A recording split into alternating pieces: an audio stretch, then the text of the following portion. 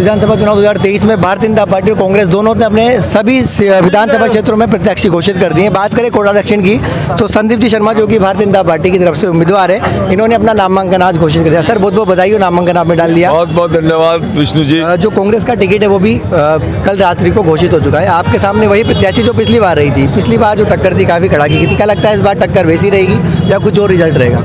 देखिए, पिछली बार भिन्न परिस्थितियां थी और इस बार जो 5 साल की सरकार रही है उन्होंने युवाओं के सपनों को चकनाचूर किया है, महिलाओं के साथ अत्याचार और शोषण की पराकाष्ठा को पार किया है, किसानों के साथ दगा किया है और जिस तरीके का अराजकता का और तुष्टीकरण का वातावरण रहा है और साथ ही साथ जो पेंशनर्स हैं, जो बुजुर्ग हैं, उनकी RGHS में बंद कर दिया गया, उनकी दवाइयाँ बंद हो चुकी हैं। साथ ही जो गरीब व्यक्ति हैं उनकी विधवा पेंशन, विकलांग पेंशन, उनकी वृद्धावस्था पेंशन सब बंद है।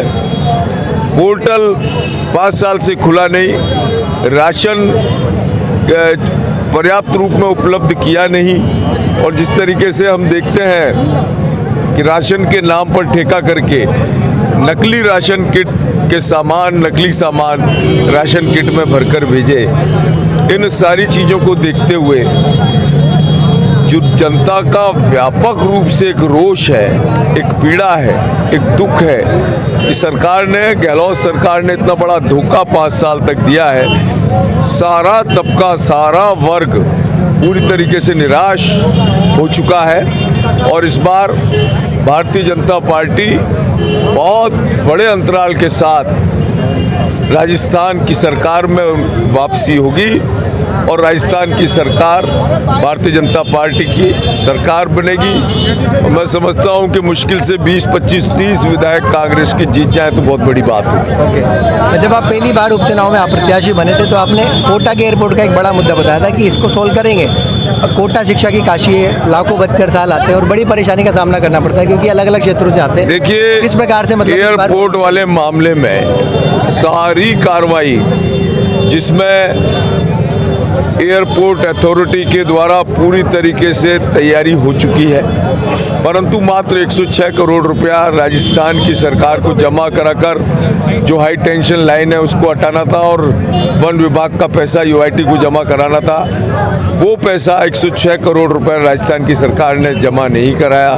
फ्री होल्ड जमीन जो एयरपोर्ट अथॉरिटी उसको नहीं सौंपी, लेकिन आने वाले समय में हमारी सरकार आ रही है और निश्चित रूप से वो वादा भी पूरा होगा और कोटा की धरती से सरकार बनते ही सबसे पहली प्रायोरिटी में कोटा की धरती से एयरपोर्ट से, नए एयरपोर्ट से हवाई जहाज उड़ाने का काम कोटा की धरती पर होगा। कोटा की अर्थव्यवस्था कोचिंग सिस्टम पर चलती है और कई तरह के विद्यार्थी जो है आपने भी देखा, हमने भी देखा किस तरीके से कोटा की जो इकोनॉमी है, जो इंस्टीट्यूट्स पे जहां शिक्षा की नगरी कहा जाता है, माननीय प्रधानमंत्री जी ने कई बार इस बात को कहा है, कोटा शिक्षा की काशी है, उसको ध्वस्त करने की पूरी कांग्रेस की तैयारी थी। जैसे IIT को जोधपुर में ले गए, वैसे ही इस हब को जयपुर ले जाने का प्रोग्राम था।